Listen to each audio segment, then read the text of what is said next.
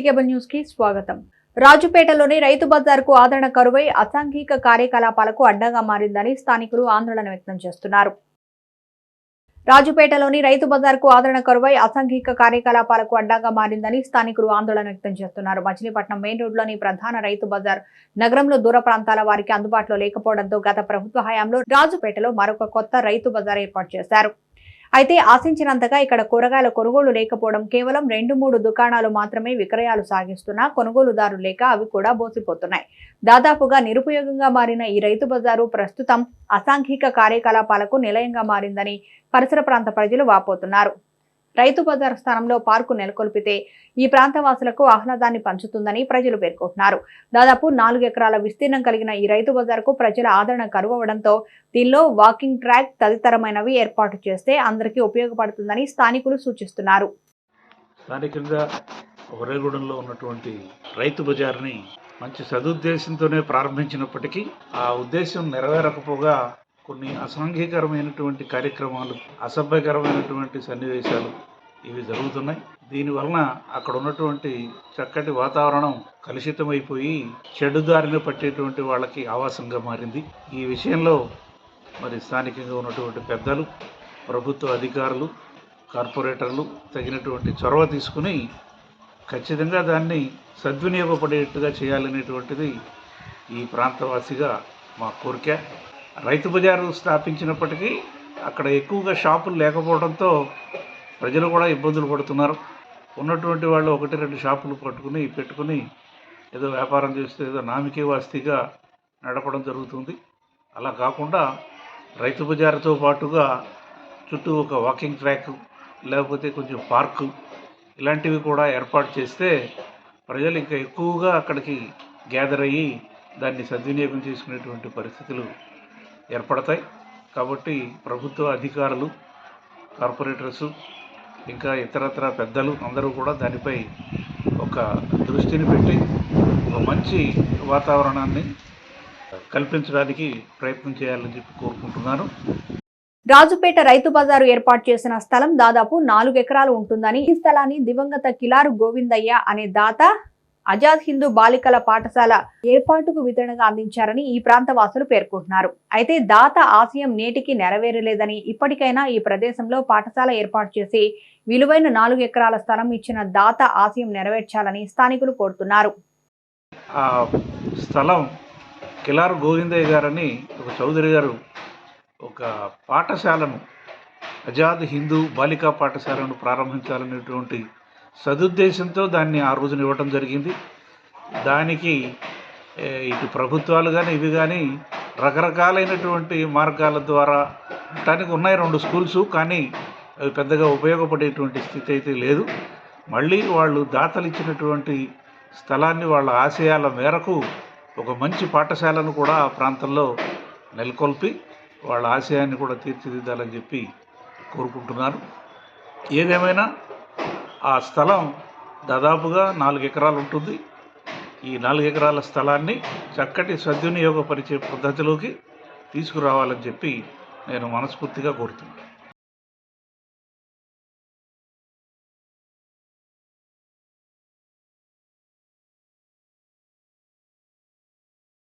రాష్ట్రం అన్ని విధాల అభివృద్ధి చెందాలి అంటే ముఖ్యమంత్రిగా నారా చంద్రబాబు నాయుడు వస్తేనే సాధ్యమని తెలుగుదేశం పార్టీ నియోజకవర్గ ఇన్ఛార్జ్ కాగిత కృష్ణప్రసాద్ అన్నారు.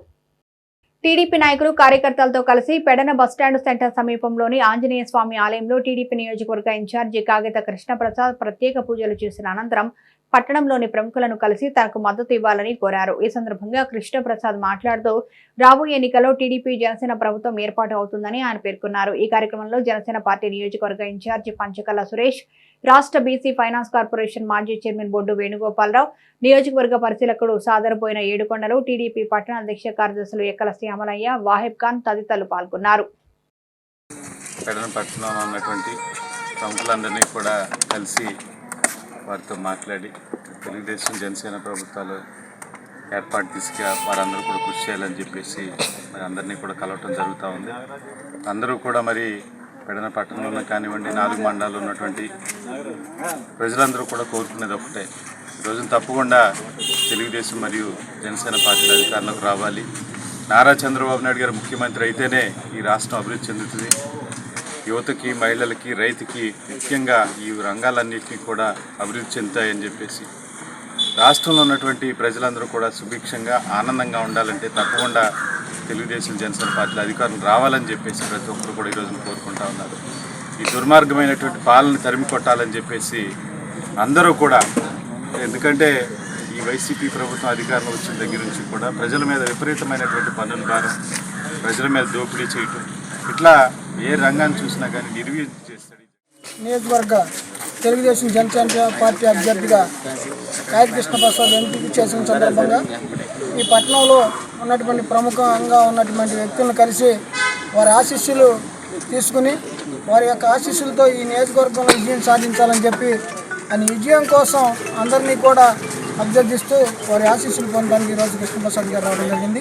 రాబోయే రోజుల్లో ఎప్పుడు ఈ ఎలక్షన్స్లో తప్పనిసరిగా తెలుగుదేశం జనసేన పార్టీల యొక్క సహకారంతో కృష్ణప్రసాద్ గారు తప్పనిసరిగా విజయం చెందుతారని కోరుకుంటూ అందరినీ కూడా మరి తెలుగుదేశం పార్టీకి మద్దతు ఇవ్వాలని.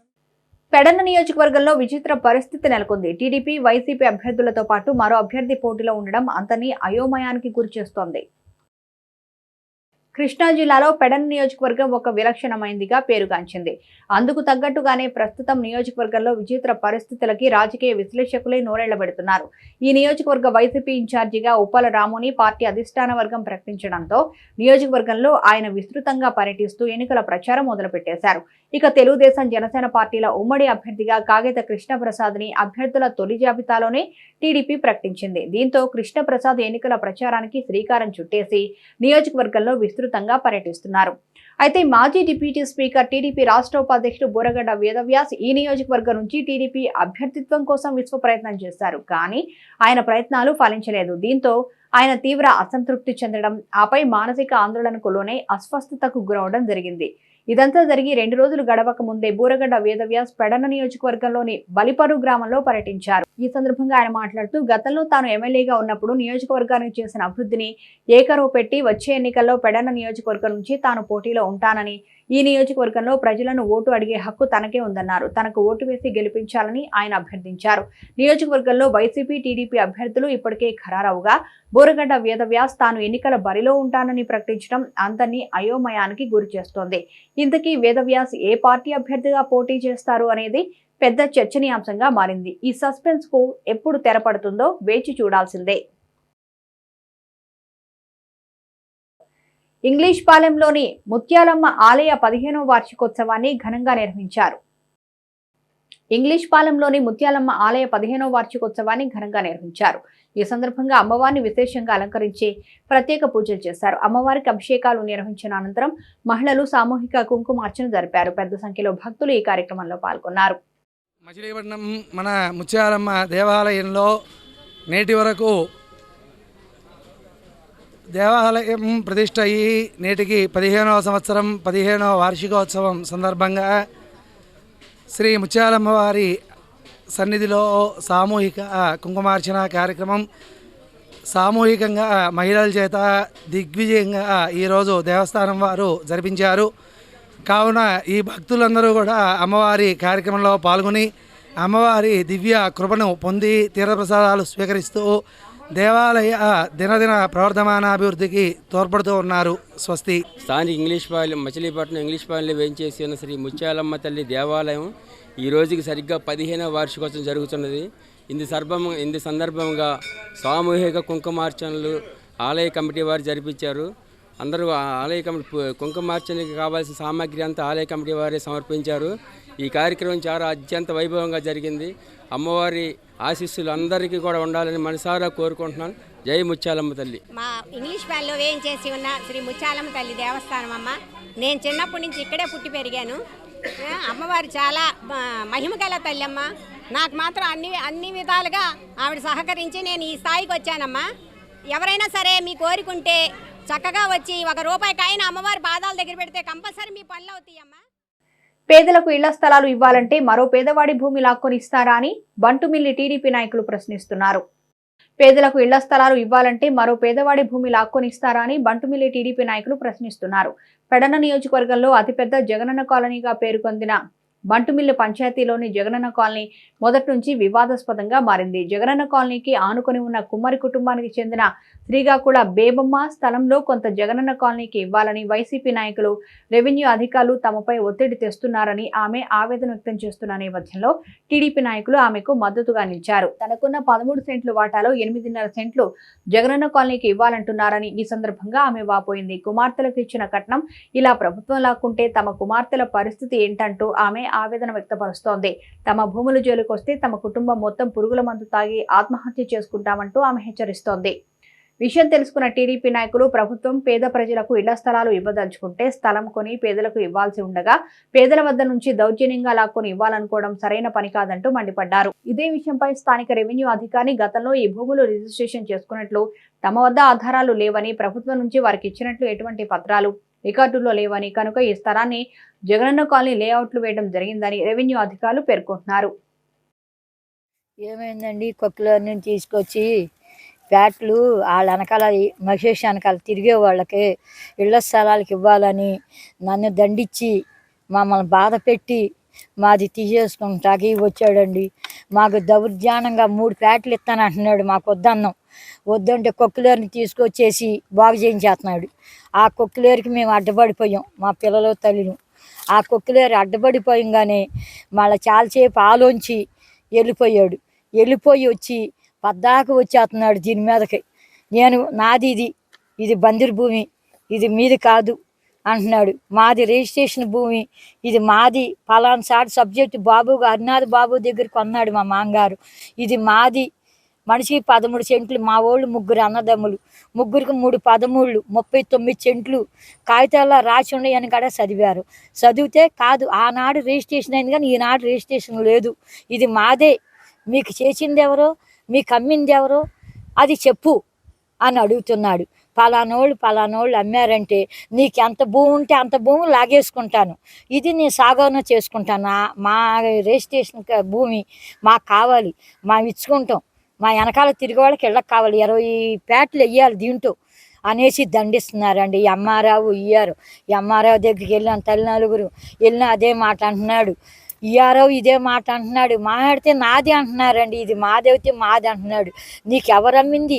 అమ్మిన వాళ్ళని తీసుకొస్తావా, చేస్తావా? ఇది మీకు చెల్లదు, మా భూమి, మీరు అడుగుతాక హక్కు లేదు అంటున్నారండి. మాట్లాడితే అదే మాట.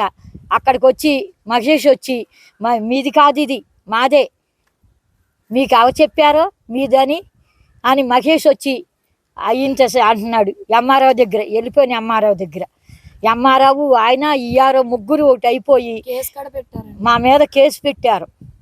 కేసు పెట్టినా కేకేసాడు కానీ నన్ను ఏం అనలేదండి. అక్కడికి వెళ్ళండి అమ్మ ఒకసారి మాట్లాడండి అన్నాడు ఎస్ఐ గారు. రెండో మాట ఏం అనలేదు.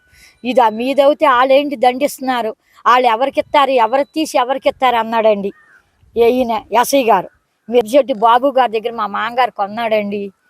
మేము అక్కడికే బెదిరిస్తున్నాడండి మహేష్ గారు. మళ్ళీ ఆపుతున్నారంట.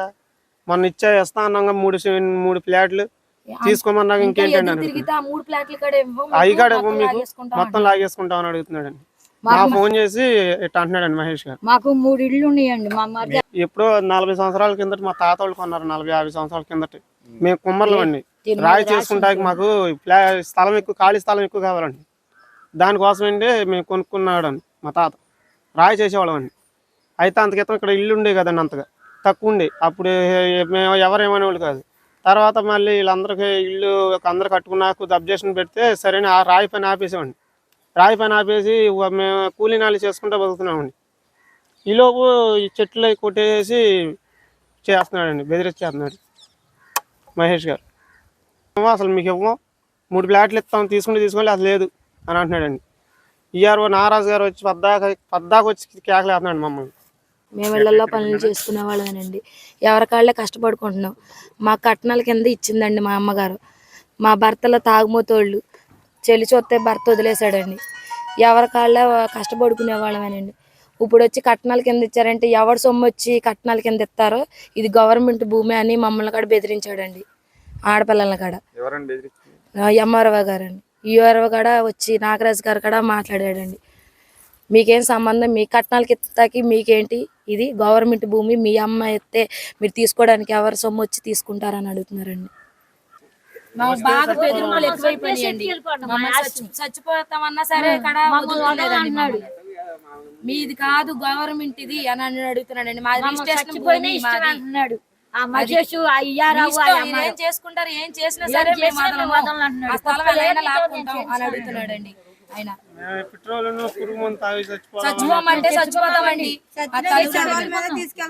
చచ్చిపోతారా చచ్చిపోండి, సవాళ్ళ మేంచైనా లాక్కుని తీసుకెళ్లిపోతాను అన్నాడు మహేష్ గారు.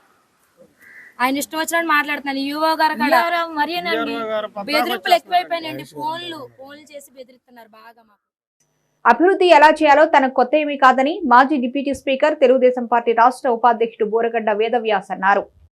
పెడన మండల పరిధిలోని బల్లిపరు గ్రామంలో విస్తృతంగా పర్యటించారు మాజీ డిప్యూటీ స్పీకర్ తెలుగుదేశం పార్టీ రాష్ట్ర ఉపాధ్యక్షుడు బోరగడ్డ వేదవ్యాస్. గ్రామంలోని పెద్దలను ప్రముఖులను కలిసి తనకు మద్దతు ఇవ్వాలని కోరారు. నియోజకవర్గాన్ని అభివృద్ధి చేసింది తానేనని, ఏ ఎమ్మెల్యే చేయలేదని, తాను చేసిన అభివృద్ధి గురించి ఆయన వివరించారు. గెలిపిస్తే నియోజకవర్గం మరింత అభివృద్ధి చేస్తానని హామీ ఇచ్చారు. తొలుత వ్యాస్ డాక్టర్ బిఆర్ అంబేద్కర్ దివంగత నేతలు వంగవీటి మోహన్ రంగ, వైఎస్ రాజశేఖర రెడ్డి, గౌతా లచ్చన్న విగ్రహాలకు పూలమాలలు వేసి నివాళులర్పించారు. నేను చేసిన ఆ రోజుల్లో సైక్లోన్ వచ్చినప్పుడు పెద్ద ఎత్తున కరెంటు సమస్య ఉంటే పోల్స్ పంచాయతీ కట్టాలంటే డబ్బు లేకపోతే పంచాయతీ నుంచి రూపాయి కట్టకుండా పోల్స్ కానీ ట్రాన్స్ఫార్మర్స్ కానీ అన్నీ కూడా ఈ ప్రాంతంలో ఏర్పాటు చేసాం. ఇవాళ ఈ నేషనల్ హైవే వచ్చిందంటే వాళ్ళు తిరుగుతున్నాయంటే ఆ రోజు నేను కోనేరు సెంటర్లో 6 రోజులు నిరాహార దీక్ష చేసిన తర్వాత జీవో ఇచ్చి ఈ యొక్క నేషనల్ హైవే మరి నిర్మాణం చేయడం జరిగింది. దీనికి అనుసంధానంగా లోసర బ్రిడ్జి మీరు అంతా చూసే ఉంటారు, నేనే నిర్మాణం చేశాను. ఇలా అభివృద్ధి కార్యక్రమాల్లో ముందుండి ఎమ్మెల్యేగా ఉండే కార్యక్రమాలు చేశాను. ఈ 15 సంవత్సరాల నుంచి ఏం అభివృద్ధి జరిగిందంటే నేను చేసిన అభివృద్ధిలో 10వ వంతు కూడా ఎవరు చేసినట్టు చేయలేదు. ఆ విధంగా ఈ ప్రాంత అభివృద్ధి నేను పాటుపడ్డాను. మీరందరూ సహకరిస్తే రేపు రాబోయే ఎన్నికల్లో పోటీ చేసి మరి మీ అందరూ పోటీ గెలిపిస్తారని కోరుకుంటూ మొట్టమొదటిగా మనకు కావచ్చు. సిటీ కేబుల్ న్యూస్ కి సమాప్తం.